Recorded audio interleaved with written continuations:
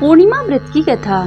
द्वापर युग में एक समय की बात है कि यशोदा जी ने श्री कृष्ण से कहा कि हे कृष्ण, तुम सारे संसार के उत्पन्न करता, पोषक तथा उसके संहार करता हो। आज कोई ऐसा व्रत मुझसे कहो जिसको करने से मृत्यु लोक में स्त्रियों को विधवा होने का भय ना रहे तथा वह सभी मनुष्यों की मनोकामनाओं को पूर्ण करने वाला हो। श्री कृष्ण कहने लगे, हे माता, तुमने अति सुंदर प्रश्न किया है।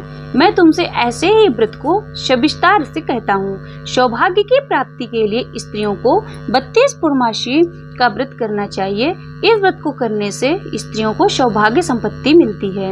यह व्रत अचल सौभाग्य देने वाला एवं भगवान शिव के प्रति मनुष्य मात्र की भक्ति को बढ़ाने वाला है।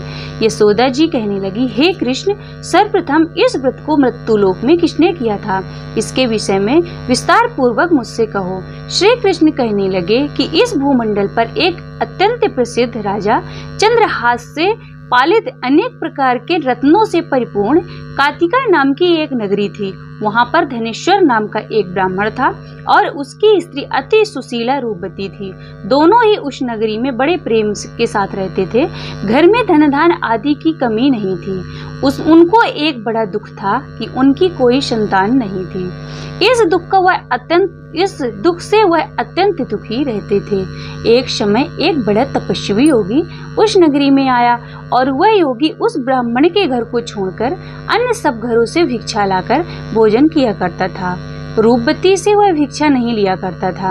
उस योगी ने एक दिन रूपवती से भिक्षा ना लेकर किसी अन्य घर से भिक्षा लेकर गंगा के किनारे जाकर भिक्षांग को प्रेम पूर्वक खा रहा था कि धनेश्वर ने उस योगी की यह सब कार्य किसी प्रकार से देख लिया। अपनी भिक्षा के अनादर से दुखी होकर धनेश्वर योगी से बोला कि महात्मन, आप सब घरों से भिक्षा लेते हैं परंतु मेरे घर की भिक्षा कभी नहीं लेते हैं। इसका कारण क्या है? योगी ने कहा कि निसंतान के घर की भीख पतितों के अन्न के तुल्य होती है और जो पतितों का अन्न खाता है वह भी पतित हो जाता है। चूंकि निसंतान हो अतः पतित हो जाने की वजह से मैं तुम्हारे घर की भिक्षा नहीं लेता। धनेश्वर को यह बात सुनकर बहुत ही दुखी हुआ और हाथ जोड़कर योगी के पैरों पर गिर पड़ा तथा आर्तभाव से कहने लगा कि हे महाराज, यदि ऐसा है तो आप मुझे पुत्र प्राप्ति का उपाय बताइए। आप सर्वज्ञ हैं, मुझ पर अवश्य ही कृपा कीजिए। धन की मेरे घर में कोई कमी नहीं है परंतु मैं पुत्र न होने के कारण अत्यंत दुखी हूँ। आप मेरे इस दुख को हरण करें। आप समर्थवान हैं। यह सुनकर योगी कहने लगे कि हे ब्राह्मण, तुम चंडी की आराधना करो।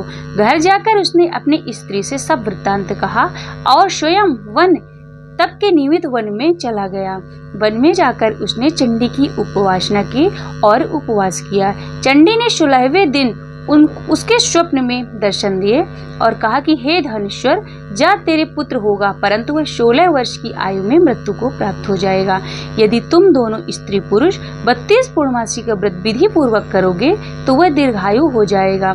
जितने तुम्हारी समर्थ हो आटे के दिए बनाकर शिव जी का पूजन करना, परंतु पूर्णमासी तो 32 हो जानी चाहिए।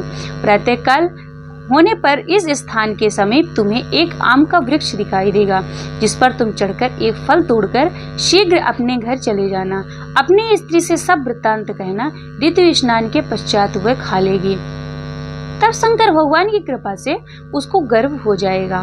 जब वह ब्राह्मण प्रातःकाल उठा तो उसने उस स्थान के पास एक आम का वृक्ष देखा जिस पर एक अत्यंत सुंदर आम का फल लगा हुआ था। उस ब्राह्मण ने उस आम के वृक्ष पर चढ़कर उस फल को तोड़ने का प्रयत्न किया परंतु वह वृक्ष पर कई बार प्रयत्न करने पर भी चढ़ न पाया। तब तो वह उस ब्राह्मण को बहुत ही चिंता हुई और वह विघ्न विनाशक श्री गणेश जी की वंदना करने लगा। हे दयानिधे, अपने भक्तों के विघ्नों का नाश करने वाले, उनके मंगल कार्य को करने वाले, दुष्टों का नाश करने वाले, रिद्धि सिद्धि के देने वाले, आप मुझ पर कृपा करें कि इतना बल दें कि मैं अपने मनोरथ को पूर्ण कर सकूं। और इस प्रकार गणेश जी की प्रार्थना करने पर उनकी कृपा से धनेश्वर वृक्ष पर चढ़ गया और उसने एक अति सुंदर आम का फल देखा। उसने विचार किया कि जो वरदान से फल मिला है वह यही है और कोई फल दिखाई नहीं देता। वो धनेश्वर ब्राह्मण ने जल्दी से उस फल को तोड़ लिया और अपनी पत्नी को ला करके दिया। उसकी स्त्री ने अपने पति के कथनानुसार उस फल को खा लिया और वह गर्भवती हो गई। देवी की असीम कृपा से उसे एक अत्यंत सुंदर पुत्र उत्पन्न हुआ, जिसका नाम उन्होंने देवीदास रखा। माता पिता के हर्ष और शोक के साथ वह बालक शुक्ल पक्ष की चंद्रमा की भांति अपने पिता के घर में बढ़ने लगा। भवानी की कृपा से वह बालक बहुत ही सुंदर, सुशील और विद्या पढ़ने में बहुत ही निपुण हो गया। दुर्गा जी की आज्ञा अनुसार उसकी माता ने 32 पूर्णमासी का व्रत करना प्रारंभ कर दिया था, जिससे उसका पुत्र बड़ी आयु वाला हो जाए। 16वां वर्ष लगते ही देवीदास के माता पिता को बड़ी चिंता हो गई कि कहीं उनके पुत्र की इस वर्ष मृत्यु न हो जाए। इसलिए उन्होंने अपने मन में विचार किया कि यदि यह दुर्घटना उनके सामने हो गई तो वह कैसे सहन कर सकेंगे।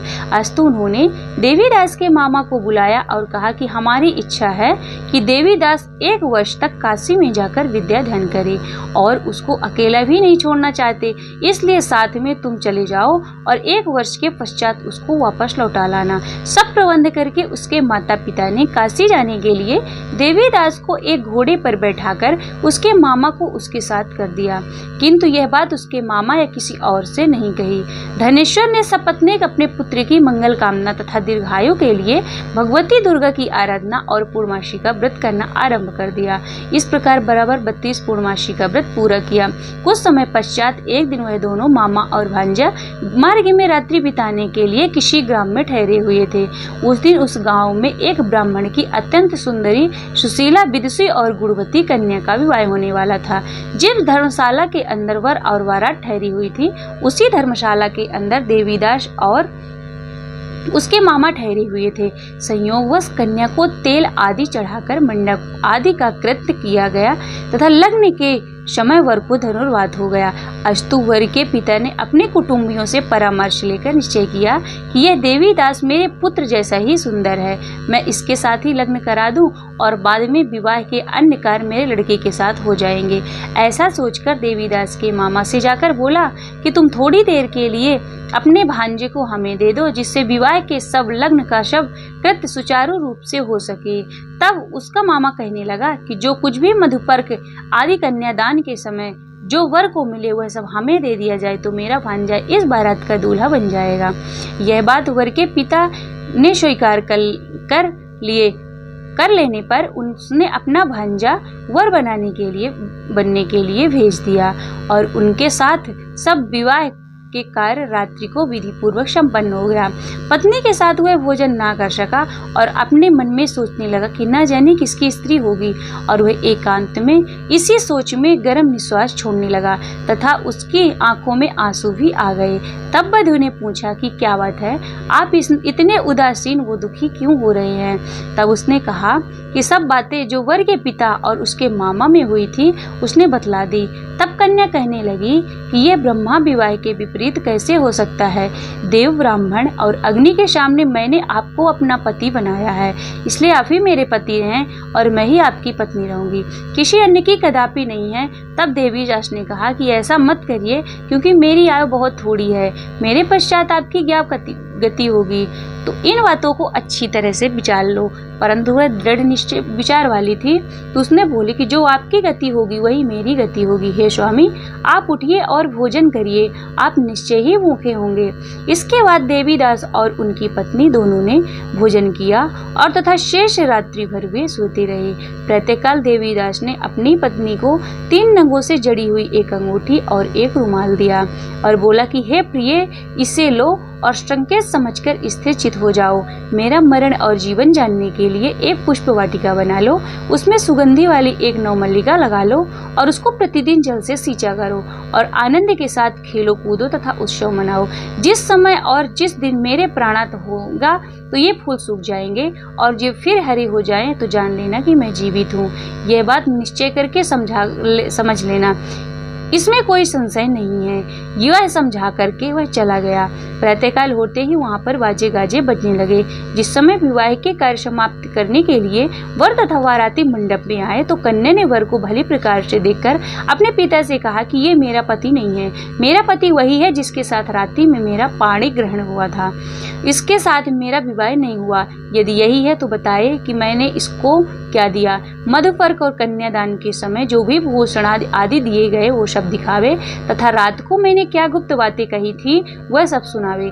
पिता की ये बातें सुनकर वह कहने लगा कि मैं कुछ नहीं जानता, और इसके पश्चात वह लज्जित होकर अपना मुंह लेकर चला गया तथा सारी बारात भी अपमानित होकर वहां से लौट गई। भगवान श्री कृष्ण कहने लगे कि हे माता, इस प्रकार देवीदास काशी विद्याधन के लिए चला गया। जब कुछ समय बीत गया तो काल को प्रेरित होकर एक सर्प रात्रि को डसने के लिए आया। वहां पर आया और उसके विषधर के प्रभाव से उसके चारों तरफ शयन का चारों स्थान विष से विषैला हो गया, परंतु वृत राज के प्रभाव से सर्प उसको काटने न पाया, क्योंकि उसकी माता ने पहले से ही 32 पूर्णमासी का व्रत रखा था। इसके बाद मध्याह्न के समय स्वयं काल वहां पर आया और उसके शरीर से उसके प्राणों को निकालने का प्रयत्न करने लगा। वह मूर्छित होकर पृथ्वी पर गिर पड़ा।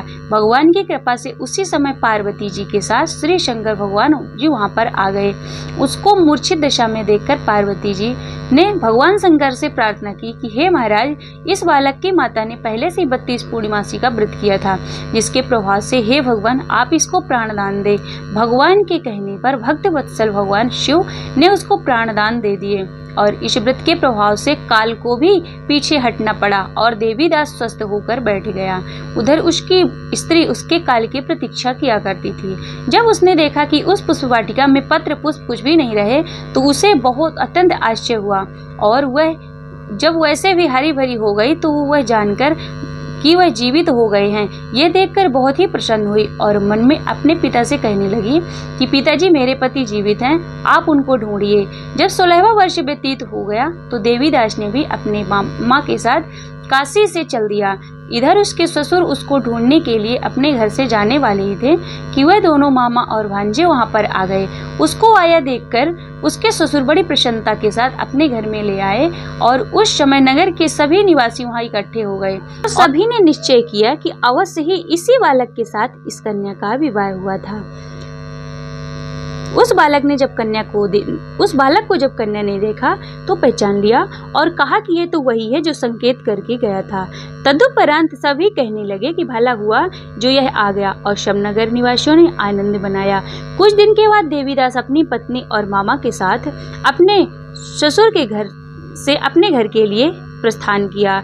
जब वह अपने गांव के निकट आ गए तो कई लोगों ने उसको देखकर उसके माता पिता को पहले ही जाकर खबर दे दी कि तुम्हारा पुत्र देवीदास अपनी पत्नी और मामा के सहित आ रहे हैं। ऐसा समाचार सुनकर पहले तो उन्हें विश्वास ही नहीं हुआ, किंतु जब और लोगों ने आकर इस बात का समर्थन किया तो उन्हें बड़ा आश्चर्य हुआ। लेकिन थोड़ी देर में देवीदास ने आकर अपने माता पिता के चरणों पर अपना सिर रखकर प्रणाम किया और उनकी पत्नी ने भी अपने सास ससुर के चरणों को स्पर्श किया।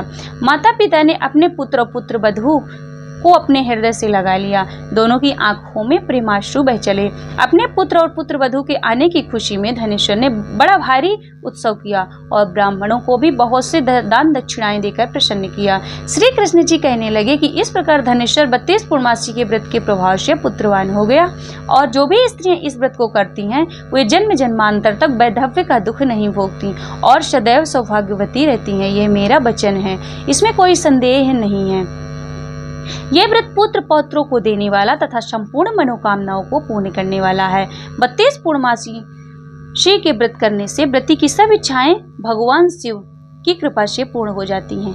और सभी प्रेम से बोलो शंकर भगवान की जय।